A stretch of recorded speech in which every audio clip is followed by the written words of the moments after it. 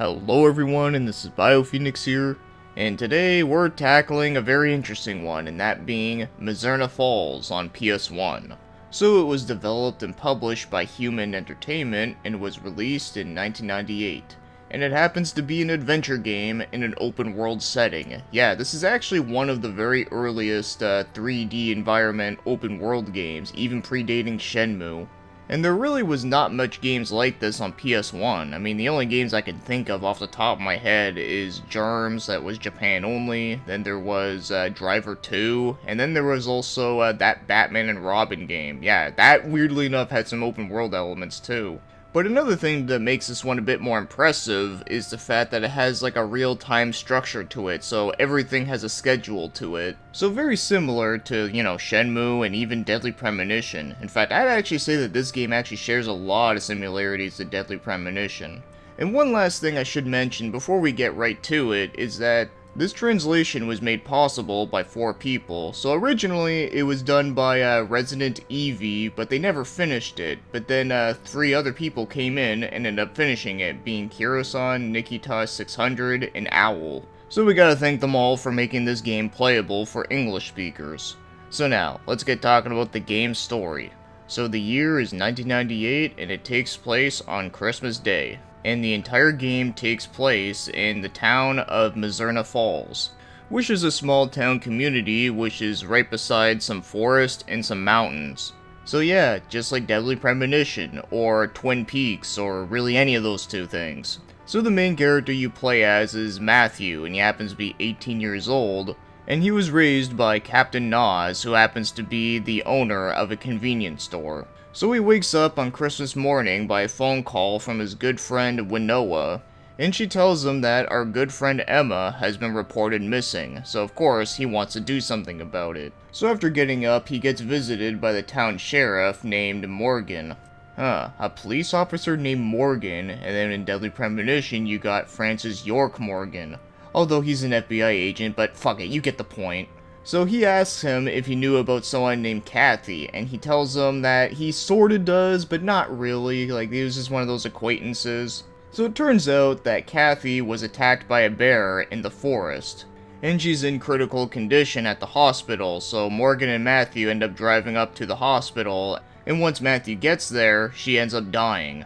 And the head doctor guy ends up telling them that she died of a state of shock, and of course everyone else thinks that just seems too unlikely. So our main character Matthew thinks that there's actually a connection between the disappearance of Emma and Kathy's death. For that it's a small town where usually there's no huge crimes like this happening, and it just seems too coincidentally. So that sums up what you need to know about the story. Obviously, it's a mystery game, so you know there's going to be some twists, and there's going to be a lot of newer characters that you meet, and there are many sticky situations that you get involved with. And just like I always say, is that I won't have any spoilers within this video, because yes, even though the game is old, it's an old game that barely anyone that speaks English played, but now it can be playable, so it's almost like playing like a brand new release if you think about it.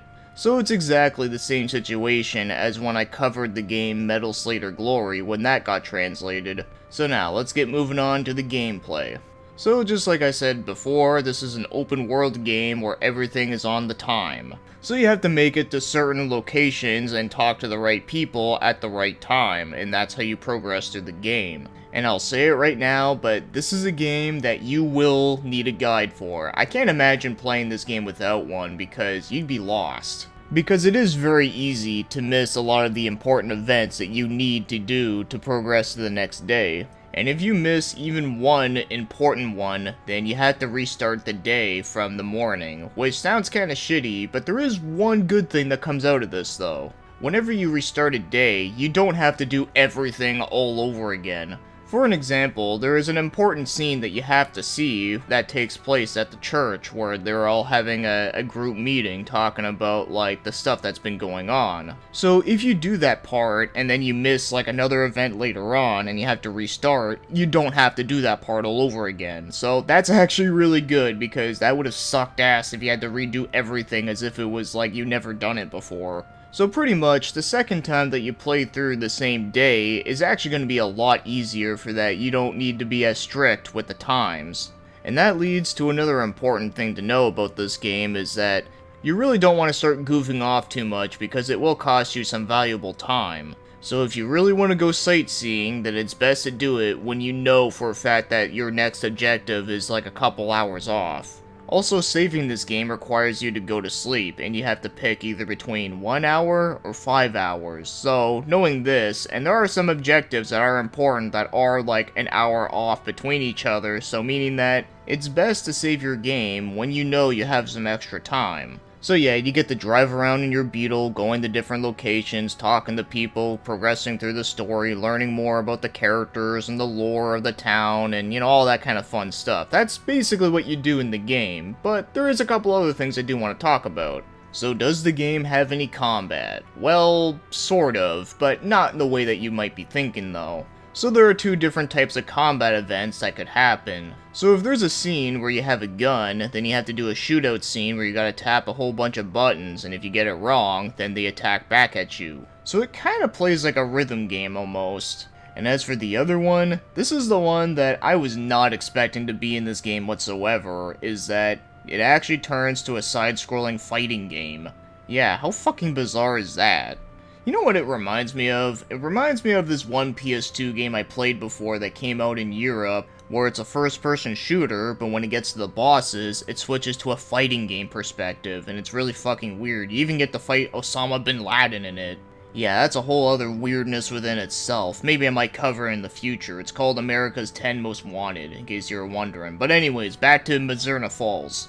Now, if the whole concept of having, like, a fighting game element within, like, an open world setting, like, is, like, the weirdest shit, well, it actually gets even weirder. So, later on in the game, if you actually do a side quest called Old Man Perry, you have to go to a park at 11 o'clock at night, and you can actually do the fighting game stuff with 2 players. And get this though, you can select any character model within the game as a selectable character.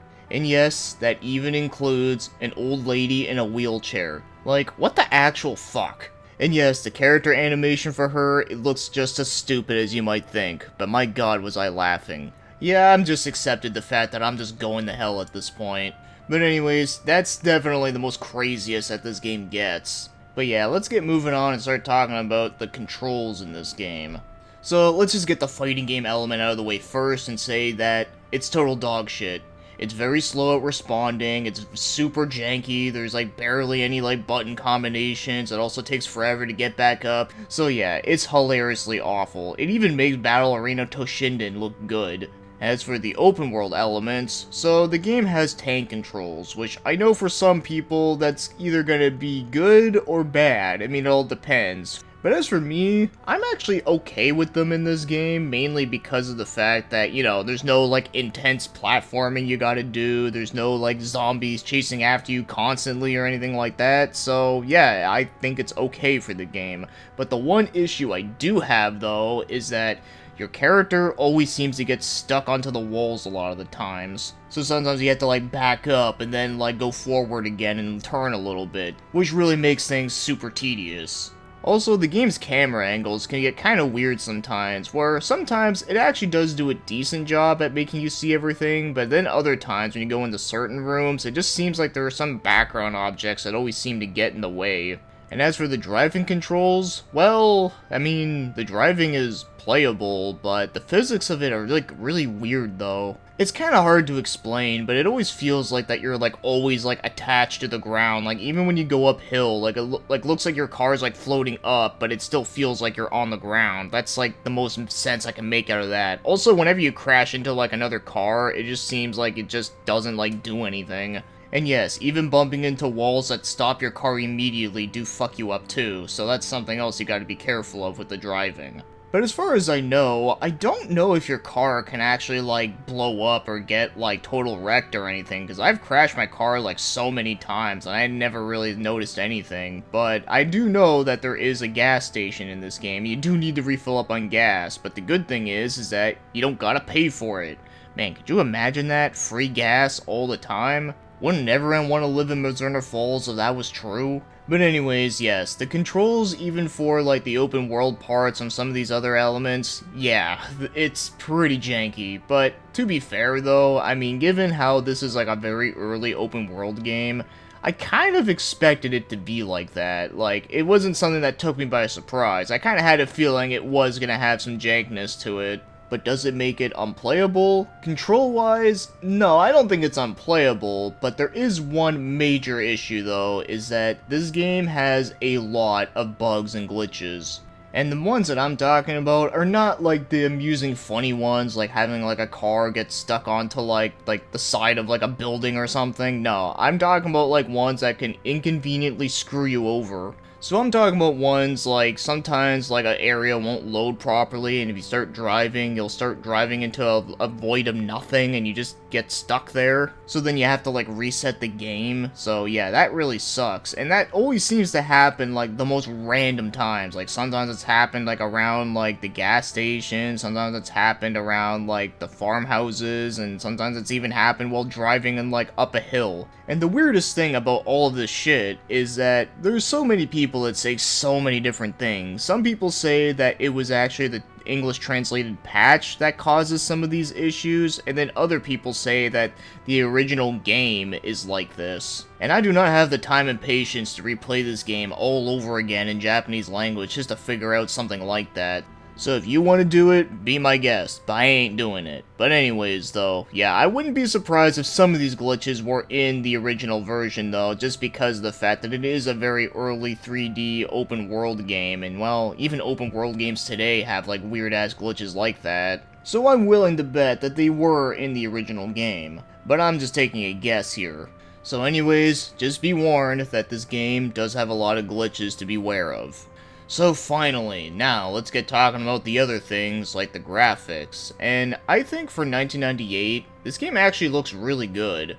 So firstly, I really like the setting of this game. I always think like the small town feeling of it, I always really like that shit a lot. And with a small town being next to like the wilderness, I just think it's just really cool looking. So I really do like a lot of the backgrounds when it comes to like, you know, like the different houses and like stores you get to go to. I think they all look pretty cool. It just makes you just want to look around at everything, like all these like low poly like JPEGs that you see that are squished in. And the character models are pretty good looking too for the time. Although the character designs themselves are not like the most memorable ever, but they do fit with the setting. And I should also mention that the weather effects in this game and like the way how like the sky like transitions to like day to night, I think actually looks really good too. So for PS1 standards, I think this is actually a really good looking game, and it's kind of surprised that they made this game look this good for having such like a big open world map. Like, I remember the game Germs had like a very simple art style that was like very basic looking, you know, like most characters didn't have any faces at all and all that type of stuff. So yeah, like you'd think that something like this would only be possible if it looked like that game. So it's actually kind of impressive, so on that mark, I would say it actually looks good.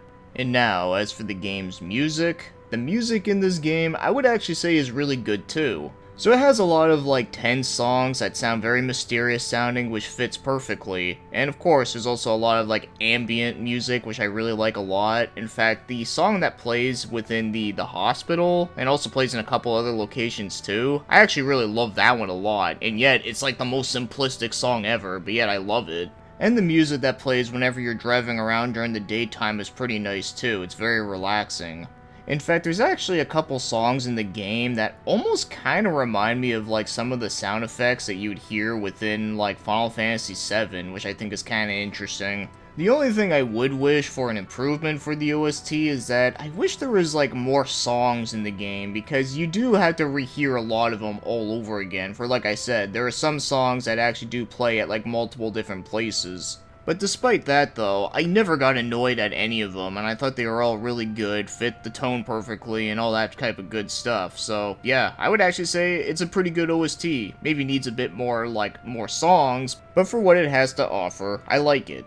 So now, if you want to go out and buy yourself a copy of this game, if you have a way to play Japanese import games, and obviously the game will not be in English, is that the cheapest I've seen it for was $74.99. and the highest I've seen it for was $108. So it's a pretty expensive game with not that many copies floating about, but what I did find to be interesting was that someone was actually selling the guidebook, and they were selling it for $200, so that's kind of fucked up. But I gotta admit, the guidebook for this game actually looks pretty cool. It looks like it has like a hardcover. So now, as for my overall thoughts on Mizzurna Falls, is that this is a game that I think had potential to be really good and also to be like super impressive, even though it already is a pretty impressive game that it came out the way it did, but man, there is just a lot of issues with this game, and yeah, most of them it has to do with the glitches that could fuck you over.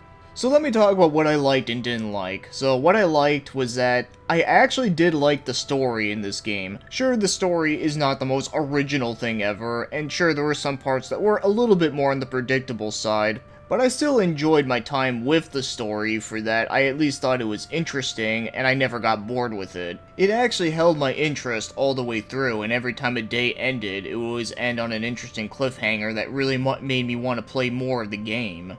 But as much as I did like the story though, I will say that when it comes to like a small town sort of feeling of games, I do think that Deadly Premonition did do it better. But this one still has its charms that do make it interesting, but I definitely don't think it's on the same level of creativity as Deadly Premonition's story though, but that's just me.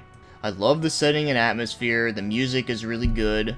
And I have to give them a lot of credit for even trying to attempt at making a game like this on PS1 in the year of 1998. I wonder if there was ever like any like documentary stuff talking about the history on the making of this game. I think it would actually be really interesting to take a look at. And as for the not so good, well, the glitches in this game are pretty awful. Like I said, they can really fuck you over in this game and have you to like lose some progress if you actually use like, you know, actual saves. And they happen, like, so randomly, too. Like, there's really no way to predict it. Like, sometimes when I was playing this game, I almost felt like it was having a panic attack, thinking that, like, a glitch was gonna happen, like, around the corner at, like, any moment. So I guess if you think about it, that's, like, the one element of this game that makes it feel like a horror game.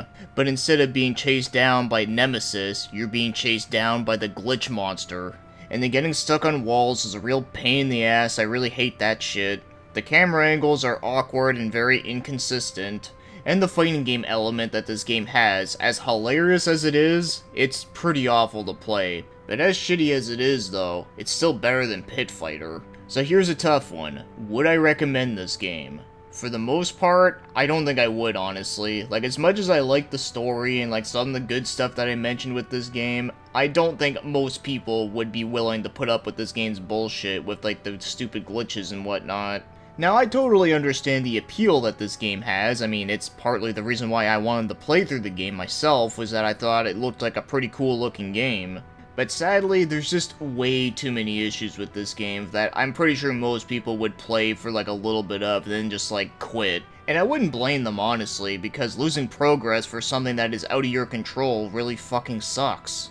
And this might surprise some of you people out there, but yeah, I would actually even say that Deadly Premonition, like as much as the issues that game has too, it's actually more functional than this game is. So if you hated that game, then do not play Mizzurna Falls. But in case you are still curious on wanting to play this game, then I would tell them to just give it a try and make sure to be extra careful when playing it, but also make sure to not have their expectations super high either. So overall, there are certain things about this game that I can appreciate and that I do respect for them trying, but then there's other things that I think needed a lot more work. If anything, I kinda wish this game got delayed to like maybe like the year 2000 or something. And I also have to give my thanks to those that have translated this game, making it playable in English. Yes, even though the game is not that great, and I had a lot of issues with it and being very critical on it, I at least had an interesting time, because that's the thing with my channel, is that I'm always willing to look into like the obscure stuff that not many people talk about. Even if it's not the greatest thing ever, I can still take something out of it. And that even includes some of the games that I've talked about within my video series, games I wish got fan translated. Even if some of those ended up not being that great of games, I'm sure I can at least get something out of it. So yeah, I think I went on a bit long enough with this review, so with that said, thanks for watching and commenting, and have yourselves a great day.